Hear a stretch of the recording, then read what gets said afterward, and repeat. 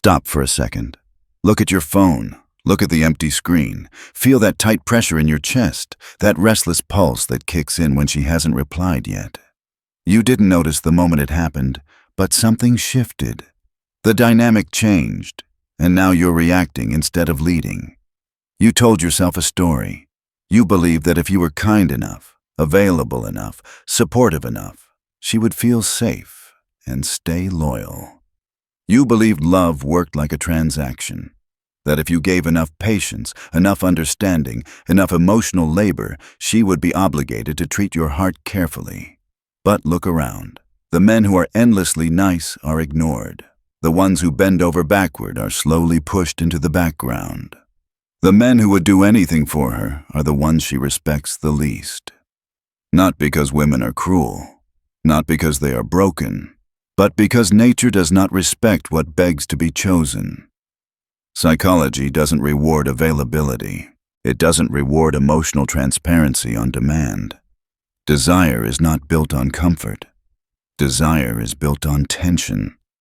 It's built on uncertainty, polarity, and contrast. And this is where most men are lied to. Niccolo Machiavelli understood something about human nature that modern culture desperately tries to hide from you. He didn't believe humans were noble, grateful, or loyal by default. He believed they were inconsistent, self-interested, and easily influenced by perception. And most importantly, he understood that power is never handed to the virtuous. Power is taken by those who understand the rules of the game. If you're here, it's because you're exhausted. Exhausted from trying to do everything right and still feeling replaceable. Tired of decoding mixed signals. Tired of passive-aggressive silence. Tired of watching other men command attention effortlessly while you work for it like a servant. And let me tell you something clearly. The difference is not your looks. It's not your money. It's not your status. It's your frame. Over the next parts of this series, we're going to dismantle the fantasy you were sold about attraction, connection, and love. We're going to apply ruthless, strategic thinking to a space where most men operate purely on emotion.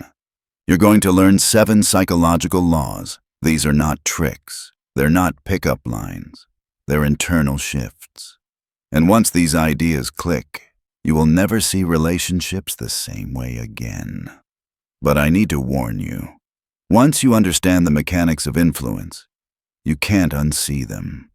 You'll start noticing patterns. You'll see the strings, and you'll realize how often you've been giving away leverage without even knowing it. If you're ready to stop chasing and start being chosen, stay with me. Let's begin by dissecting the most dangerous identity you've been living with, the nice guy. Principle 1 is what I call the economy of absence. Scarcity creates value. This is not a dating idea. This is an economic law. If something is unlimited, it has no perceived worth. If air were sold, you'd only pay for it when you were suffocating. Right now, in her world, you are free air. You are always there, always responding, always ready, always available. You text back instantly. You drop your plans the moment she shows interest. You rearrange your schedule to fit into hers. You think this shows devotion. Psychologically, it signals low value. Machiavelli wrote that familiarity breeds contempt. The more access people have to a leader, the less they fear him, and the less they respect him. Attraction works the same way. Constant presence removes mystery, and mystery is the fuel of desire. When you are always there, you remove the one thing her mind needs to become attached. Imagination. When you're absent, her mind fills the gap. She wonders what you're doing, who you're with, whether you're thinking about her. And in that space, she creates a version of you that is far more compelling than reality. But most men never allow that space to exist. They suffocate attraction with overexposure. To shift the dynamic, you must learn calculated absence. This is not about playing games. It's about priorities. When you are genuinely focused on building your life, Your absence isn't a tactic. It's a consequence. A woman can tell the difference between a man pretending to be busy to manipulate her and a man whose life is genuinely full. One is needy. The other is grounded. One is acting. The other is becoming. You must become comfortable with silence. When you send a message and she takes hours to reply, the old version of you panics. He double texts. He rephrases. He seeks reassurance. The new version places the phone down and returns to his mission. You don't punish her with silence. You simply don't reward uncertainty with anxiety. Humans are wired to chase what moves away. If you constantly move toward her, she will instinctively move away just to restore balance. Stop running. Stand still in your purpose. When you turn toward your goals, she feels the shift and starts moving toward you. Remember this: your absence is expensive. Principle 2 is emotional unpredictability, also known as intermittent reinforcement. The human brain loves patterns, but it becomes bored by them. If a slot machine paid out every time, you'd play briefly and walk away.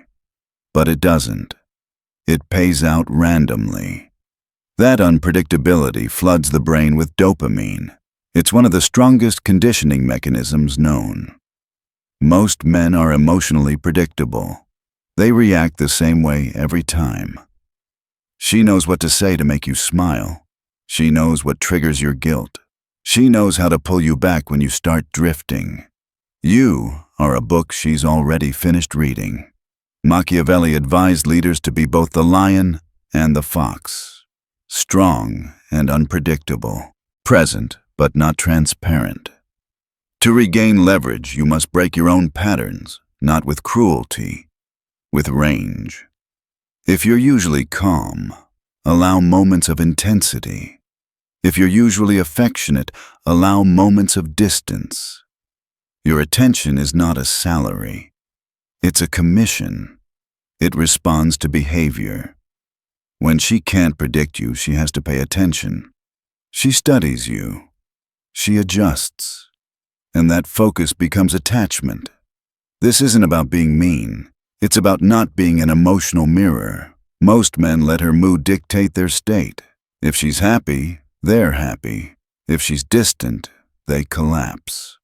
To lead the dynamic, you must become your own weather system. You can be calm in chaos, grounded in silence, unmoved by tests.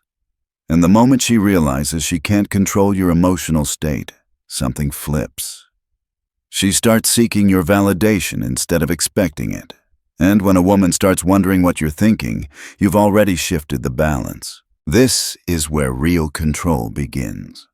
Now we move into a principle that most men misunderstand completely, and because of that, they either misuse it or avoid it altogether. Principle 3. The mirror of narcissism, the validation strategy. Let's start with an uncomfortable truth. Every human being is a narcissist at the core. We care about ourselves more than anyone else. Our fears, our desires, our insecurities sit at the center of our perception. Machiavelli understood this deeply. He knew that to influence people, you don't force them to want what you want. You reflect back what they already want. And what does a woman want more than almost anything else? To feel seen, to feel understood, to feel like the central character in the story. Most men approach attraction backwards. They try to impress. They talk about their job, their goals, their grind, their gym numbers. They think they're displaying value. What they're really saying is, please notice me. Please approve of me. That energy leaks insecurity. The strategic approach is the opposite. You don't compete for the spotlight. You hand it to her. You speak less. You listen more, but not passively. You listen with intensity, with presence. You ask questions no one else asks. Questions that cut past the surface persona and touch the part she hides from everyone. Why did that bother you so much? What are you really afraid of there? Why do you always laugh when you say that? When you do this correctly, something powerful happens. She feels exposed, but not judged, understood, but not worshipped. You're not flattering her. You're seeing her. And that creates psychological intimacy far deeper than compliments ever could. She starts thinking, no one has ever understood me like this. But here's the key detail most men miss. She feels this connection because you are reflecting her back to herself. You are holding the mirror, and the person who controls the mirror controls the dynamic. When you give deep validation, it becomes addictive. And when you withdraw it, when you stop asking, stop leaning in, stop giving her that focused attention, she feels the loss immediately. She starts chasing the feeling she had when she felt fully seen in your presence. This is where control actually lives. Not in praise, but in restraint. Never validate her beauty. Every man does that. Beauty is cheap validation. Validate her effort, her discipline, her intelligence. Validate her darkness, the part she doesn't show the world. Make her feel revealed, but safe. That bond is stronger than attraction. It's attachment. Use this carefully, because the goal is not to manipulate her emotions. The goal is to stop giving validation indiscriminately. Now we arrive at principle 4. Destroy the pedestal. This one hurts because it requires you to uninstall a belief system you were raised with.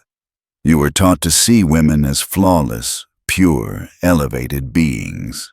Put them on a pedestal, worship them, earn their approval. This is the pedestal effect, and it quietly kills attraction. Think about it logically. If you treat someone like a celebrity, you automatically become the fan.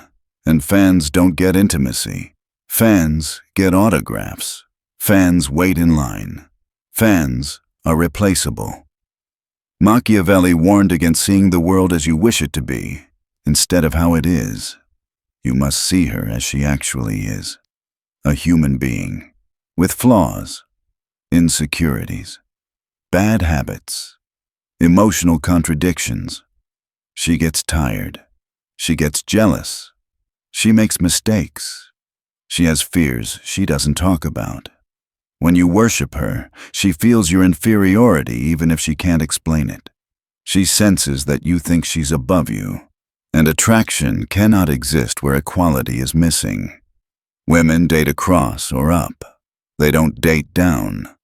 When you put her on a pedestal, you're voluntarily placing yourself beneath her. You're saying, I am lucky you're here. And that destroys respect.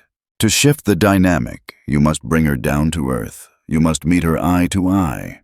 You must be willing to disagree with her, to challenge her opinions, to tease her lightly, to call out behavior that doesn't align with your standards. When a woman is used to men agreeing with everything she says, the man who calmly says, I don't agree with that, shocks her nervous system. It signals strength. It signals independence. It signals that you value your truth more than her approval. And that is the foundation of respect. She cannot respect a man she can dominate. She cannot love a man she does not respect. By destroying the pedestal, you're not lowering her value. You're raising your own. Stop apologizing for existing. Stop laughing at jokes you don't find funny. Stop agreeing with opinions you don't respect. Be real. Be grounded. Be unapologetic about your standards. If she crosses a boundary, don't explode. Don't lecture. Correct her with calm amusement, like a man who isn't threatened. That shift alone reframes the entire interaction. Now we move to principle 5, the authority of silence. Machiavelli understood that the one who speaks the least often holds the most power. In negotiation, the one who fills silence loses. In conflict, the one who over-explains loses. In attraction, the one who justifies himself loses. Most men talk too much. They explain because they're afraid of being misunderstood. They text paragraphs because they're afraid of losing connection. They clarify every emotion, and with every word, they leak power. Mystery cannot exist where everything is explained. If you reveal your entire life story on the first date, you become a completed puzzle. There's nothing left to discover. You go back in the box. Silence is not emptiness. Silence is pressure. When she tests you, when she provokes, when she tries to pull a reaction out of you, give her nothing. Look at her calmly. Let the silence stretch. Let it become uncomfortable. She will fill it. She will explain herself. She will seek your approval. Silence communicates confidence. It says, I am not rushed. I am not reactive. I am evaluating. Never say you're high value. Never announce your boundaries. Demonstrate them. When there's disrespect, remove access. Absence is the correction. Master the pause. Before you respond, wait. Breathe. Look at her. Then speak. That brief delay disrupts her expectations and gives weight to your words. Words are cheap. Silence is sovereign. Now we arrive at the principle that separates men who talk about power from men who actually possess it. Principle 6. The willingness to walk away. Total independence. This is the nuclear option. The ultimate leverage point. The one thing that cannot be simulated, faked, or acted into existence. Either you have it, or you don't. Machiavelli wrote that a ruler must never rely on the goodwill of others, only on his own strength. That rule applies here with brutal precision.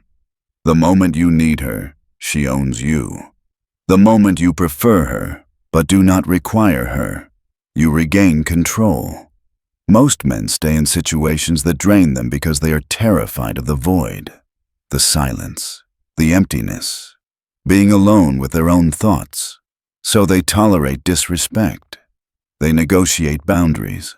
They accept behavior they know deep down is wrong. They are bargaining from weakness. The shift happens when you internalize a simple truth. You are the prize. Not as an affirmation, not as a mantra, as a lived reality. When you truly understand that your life has direction, purpose, and momentum with or without her, the fear evaporates. There are billions of women in the world, but only one you. Scarcity applies to you too. This is not about bluffing. Women have an extraordinary ability to sense when a man is pretending to be ready to leave. They feel the hesitation. They feel the fear underneath the words. If you threaten to walk away but can't actually do it, you lose more power than you started with. To embody this principle, you must build a life so rich that losing her would be an inconvenience, not a collapse. Your work, your body, your discipline, your social world, your purpose. When these are solid, attachment becomes a choice, not a need. And something paradoxical happens. When she knows you will open the door for her the moment she crosses a boundary, she doesn't leave. She stays. Because safety is not found in unlimited tolerance. Safety is found in firm structure. Weak boundaries create anxiety. Strong boundaries create trust. If your standards are flexible, she feels unsafe. If your standards are immovable, she can relax. She doesn't need to test. She doesn't need to push. She knows where the walls are. This is why women are drawn to men with direction. Leadership is not control over her. It's clarity within yourself. She can only follow a man who knows where he's going, whether she's beside him or not. You only keep what you are willing to lose. Cling to sand, and it slips through your fingers. Open your hand, and it rests there. Build your kingdom. If she wants to be part of it, she lives by its laws. If not, the gate is open. That energy is intoxicating. A man who cannot be controlled becomes the man everyone wants to control, and failing that, the man they willingly submit to. Now let's zoom out, because here's the twist most people miss. The title promised power over women, control, influence. But if you've been paying attention, none of these laws are actually about manipulating her. Calculated absence, emotional unpredictability, destroying the pedestal, silence, walking away. Every single one of these principles is about controlling yourself. That is the real revelation of dark psychology. You cannot control another human being. You can influence variables, shape perception, and shift dynamics. But absolute control only exists inward. Your failures in the past didn't come from being too good. They came from being enslaved by your impulses, your lust, your need for validation, your fear of loneliness. You weren't rejected because you cared too much. You were rejected because you needed too much. When you conquer that need, when you become the source of your own validation, something changes in the way people respond to you. You become grounded, calm, heavy, like gravity. She doesn't submit to your force. She submits to your order. She doesn't submit to your anger. She submits to your peace. Control is not gripping tighter. Control is stillness. When you are the most stable element in the room, everything else adjusts around you. That is not dating advice. That is physics. So don't leave here trying to play games. Don't run scripts. Don't perform strategies without the internal foundation. Govern your own mind with discipline. Be ruthless with yourself before you try to be influential with anyone else. The nice guy wasn't weak because he was kind. He was weak because his kindness was a negotiation, a covert contract. If I do this, you owe me that. That is dishonesty disguised as virtue. Kill that version of yourself. In his place, birth the prince. Not a tyrant, not a manipulator.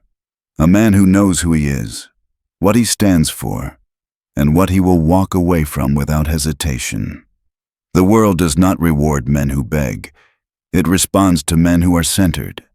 Your throne is not in her hands. It's inside you. If you're ready to stop asking for permission and start ruling your own life, you already know what to do. Now that you understand the foundation, we need to refine how this power is expressed in motion. Because knowing these principles intellectually is not enough. Power leaks in behavior. It shows up in timing, pacing, and restraint.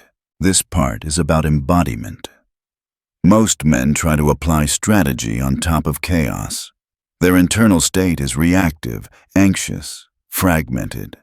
Then they wonder why the rules don't work for them. You cannot layer authority on top of instability. You must first become still. Stillness is not passivity. It is control without noise. Think about the men who naturally command attention in a room. They are rarely the loudest. They don't rush to speak. They don't seek approval through humor or over-explanation. Their presence feels grounded, contained, deliberate. People feel them before they understand why. This is frame. Your frame is the invisible structure that determines how every interaction unfolds. It's not what you say, it's what you assume to be true. And assumptions are contagious. If you assume you are auditioning, you behave like a performer.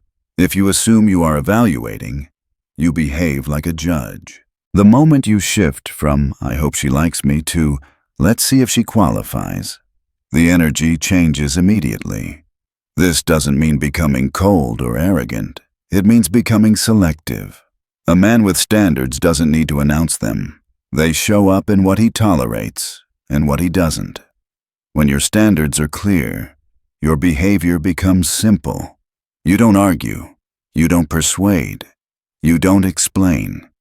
You respond. And response is power. Most men react. Reaction is emotional and immediate. Response is measured and intentional. Reaction gives away control. Response keeps it. This is why silence keeps appearing in these principles. Silence creates space between stimulus and action. In that space, you choose. And choice is authority. When she challenges you, tests you, or pulls away, your instinct may be to close the gap, to re-establish connection, to fix, to reassure. That instinct is the residue of fear. Fear of loss. Fear of abandonment. Fear of irrelevance. You must train yourself to sit in that discomfort. Discomfort is where weak men chase and strong men wait. Waiting is not inaction. It is confidence in your position. Now, let's talk about emotional economy. Every interaction has a cost. Attention has a cost. Access has a cost. Emotional labor has a cost. When you give these things freely, they lose value. This doesn't mean withholding to punish. It means allocating intentionally. If she is calm, respectful, and aligned with your standards, your presence flows easily. If she is erratic, disrespectful, or manipulative, your presence withdraws naturally. No drama, no speeches, no ultimatums. Consistency and boundaries is what creates trust. Most men are inconsistent. They enforce boundaries emotionally, then collapse when faced with resistance. They say, "I won't tolerate this," then tolerate it anyway. Over time, their words lose meaning. Your strength is not in how hard you push. It's in how easily you let go. Now understand this.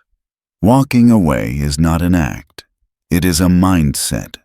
It shows up long before you physically leave. It shows up in tone, in pace, in posture, in the absence of urgency. A man who can leave at any time does not rush. He does not chase clarity. He does not beg for reassurance. He does not negotiate desire. He allows things to unfold. This is why attachment destroys leverage. The more you need an outcome, the more that outcome controls you. Detachment restores balance. Detachment does not mean lack of interest. It means lack of dependence. You can enjoy her presence without requiring it. You can desire her without being destabilized by her absence. That internal separation is what gives you gravity. Now let's address a misconception that causes many men to sabotage themselves. Control does not mean domination. You are not trying to overpower her emotions. You are not trying to suppress her autonomy. You are creating a stable container, a structure, a frame she can orient herself around. Chaos is exhausting. Emotional volatility creates insecurity. When you are calm, decisive, and consistent, you become an anchor. This is why emotional control is so attractive. Not emotional suppression, but regulation. If she is upset and you collapse into her emotion, you amplify chaos. If she is upset and you remain steady, she feels held. She may resist it at first.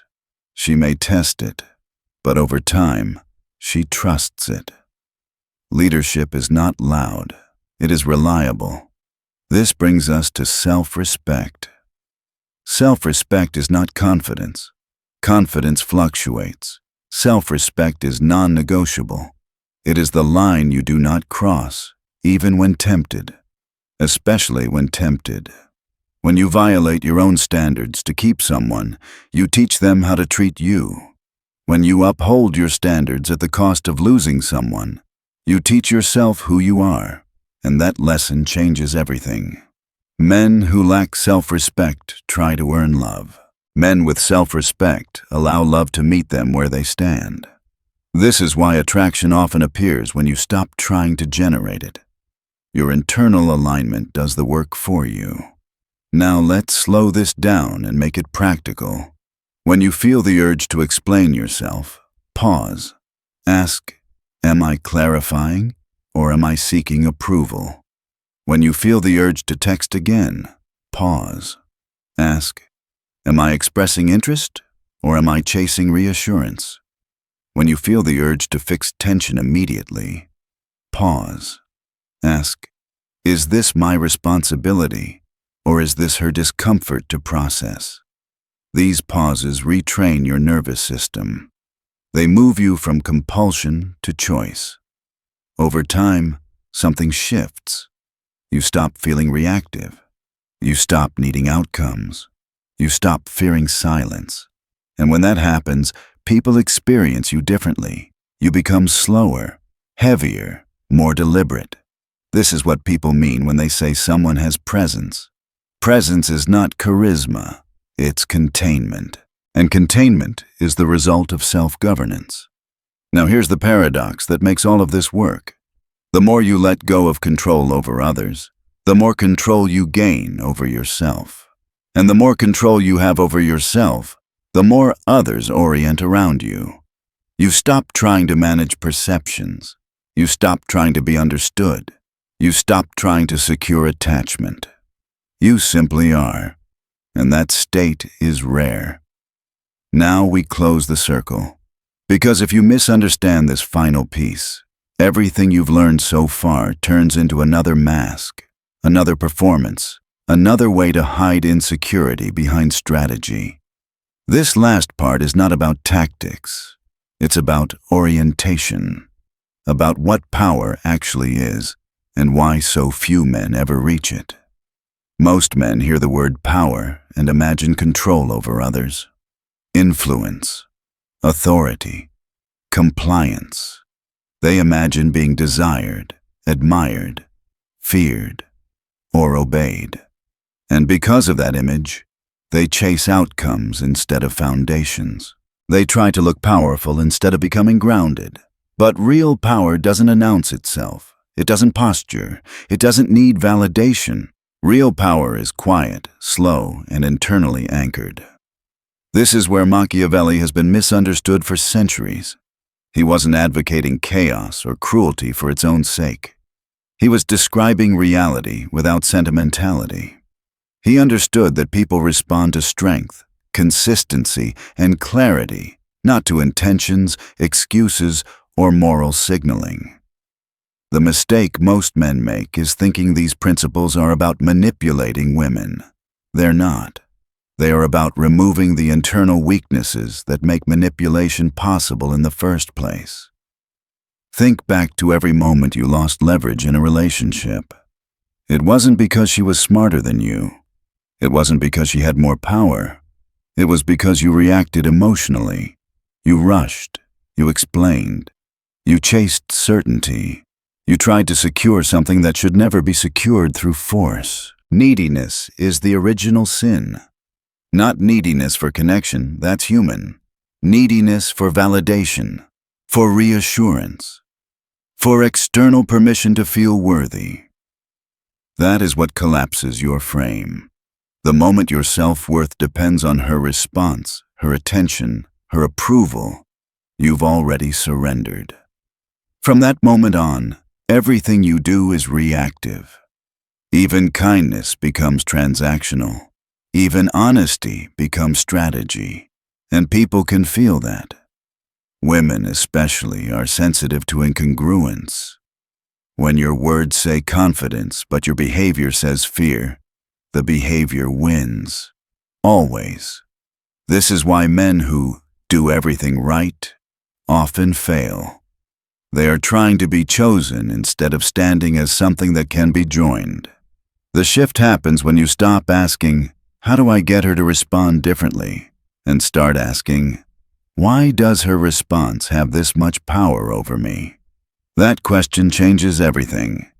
Because once you answer it honestly, you realize the real work is internal. It's not about learning better lines. It's about removing emotional dependencies. It's about building a life where rejection does not threaten your identity. A man who does not fear loss does not manipulate. He doesn't need to. This is the deepest paradox of attraction. The less you need to control, the more stable your influence becomes. Look at the principles again through this lens. Calculated absence isn't about making her miss you. It's about having a life that doesn't pause for attention. Emotional unpredictability isn't about confusing her. It's about not being emotionally programmable.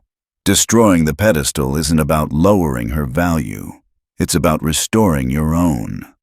Silence isn't about intimidation. It's about self-trust. Walking away isn't about punishment. It's about freedom. Every one of these removes a weakness inside you before it ever affects her. That's why this works. Now let's address the nice guy. Because he's not your enemy. He's your unfinished self.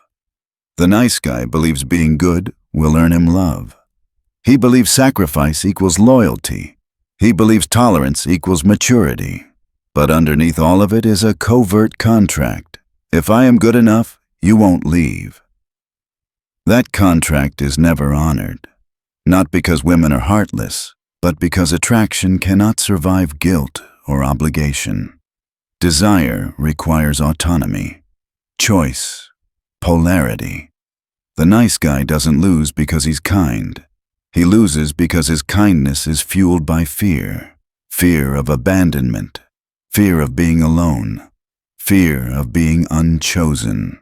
When you remove that fear, kindness becomes strength instead of currency. Calm becomes attractive instead of passive. Generosity becomes selective instead of desperate. This is the difference between a man who gives and a man who offers. An offer can be declined without collapse. A plea cannot. So what does it actually mean to be the prize? It doesn't mean believing you're better than others. It means knowing you are complete without them. It means your life has direction independent of who enters or exits it.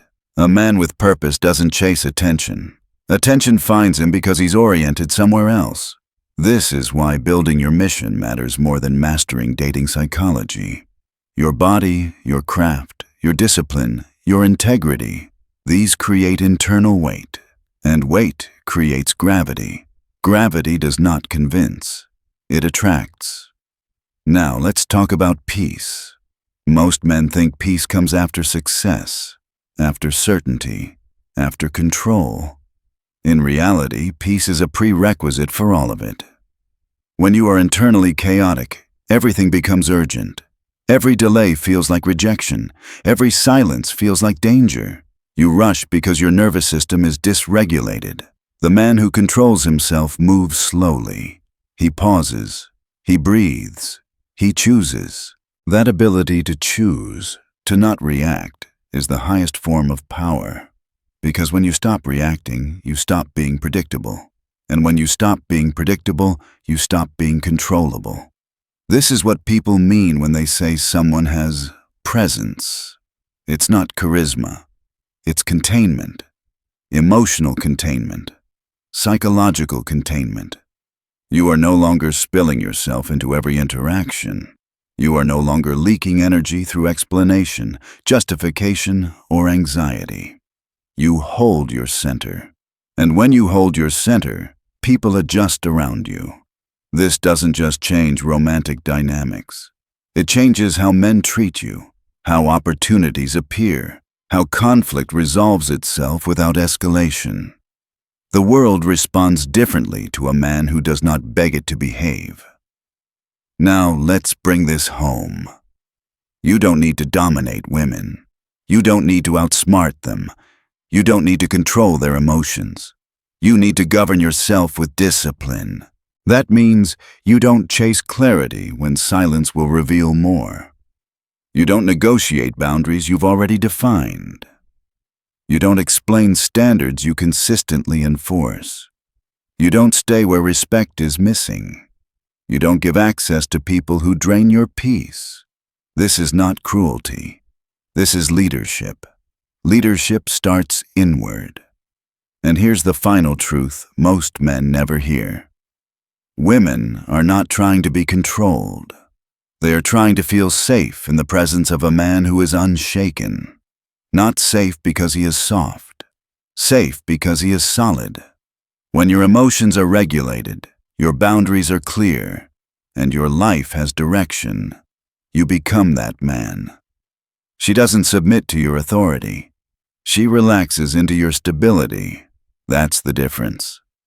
So don't leave this series trying to use these laws. Live them.